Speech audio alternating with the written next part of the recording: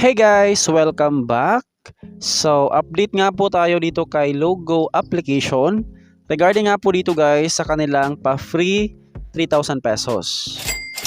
Ayan, ito na nga po yung ating panghuling sign in.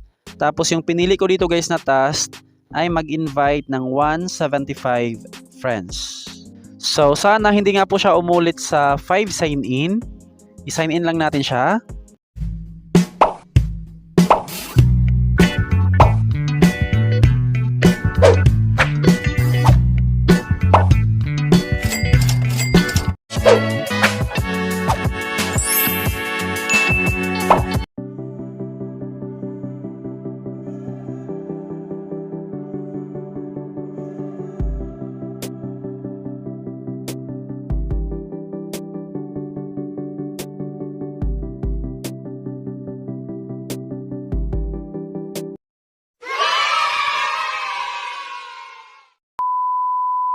So ito na nga po yung ating bagong update dito nga po kay Logo application regarding sa kanilang 3,000 pesos via GCash or Lazada.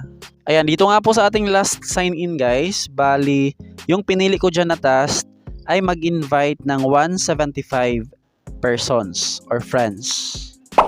So hoping na hindi na nga po siya bumalik sa 5 sign in dahil dito nga po sa kanilang sign in requirements, kapag nag-focus ka lang sa task like hindi ka nga po mag-invite, ay nakailang ulit na nga po yung iba dito guys, and then until now hindi pa nga po nila makash out ang 3,000 pesos. So yung sa akin dyan, para makomplete ko yung requirements, ay pure invite lang talaga yan para ma-experiment natin siya or ma-observe kung hindi nga ba siya mag-repeat sa 5 times. Alright, i-sign in lang natin siya. So ito na siya. Pwede na nga po nating makash out ang 3,000 pesos. So wala pa rin pinagbago sa kanilang requirements. Kapag invite yung gawin mo dito guys, bali nasa 600 invites bago nga po natin makomplete ang sign-in requirements. Ganito nga po siya sa mga gustong mag-invite. Sa 15 sign-in, bawat sign-in natin guys, 5 invites. So 15 times 5, 75 invites bago nga po natin makomplete ang 15 sign-in. Pagkatapos ng 15, 10 sign-in na naman. Sa isang sign-in, 10 invites. So 10 times 10, 100 invites bago natin makomplete ang 10 sign-in. Pagkatapos ng 10, meron pang 5 sign-in. Bawat sign-in sa 5 times, 50 invites. So 5 times 50, 250 invites bago natin makomplete ang 5 times or 5 sign-in. Alright, sa pang last, yun nga po guys, 175 invites. Ayan, sobrang dami nga pong invite bago natin makash out ang 3,000 pesos. Pero guys, sure naman na makash out natin siya. Unlike kapag sa task ka lang, bali ilang beses nang umulit, hindi pa rin natin siya makash out.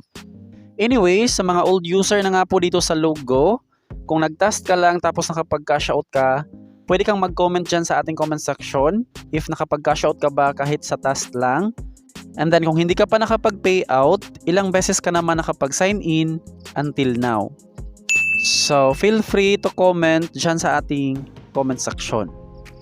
I-cash out na natin siya guys para meron tayong bagong proof kung still legit pa ba tong kanilang application. GCash lang. Medyo may katagalan na yung ating last cash out sa 3,000. Ito siya. February 28 pa yung ating last cash out. Tapos itong ating bagong update, April 9. Ayan siya guys. So push na natin yan. Withdraw money. Ay, GCash pala siya. Ayan, GCash. Withdraw. Ito na yung ating GCash number at saka pangalan. Withdraw. Boom, success. Dito natin siya ma-check. And then naka-withdrawing na nga po yung ating 3,000 pesos. Ayan, ipop up ko na lang dito sa ating screen guys kapag pumasok na yan sa ating GCash wallet. Dito pala sa coins, sa mga bagong user pa lang dyan or sa mga wala pang alam kung paano mag-cash out ng coins, hindi na natin kailangan dyan mag-invite bago makapag-cash out. Basta meron ka ng sapat na balance like Kung mag-cash out ka sa GCash, PayMaya at saka GrabPay, dapat mayroon kang balance na 200 pesos. Kapag sa Lazada naman, 1 peso pataas. So itry natin siyang i-cash out, baka pwede pa. Nakabound na yung ating GCash.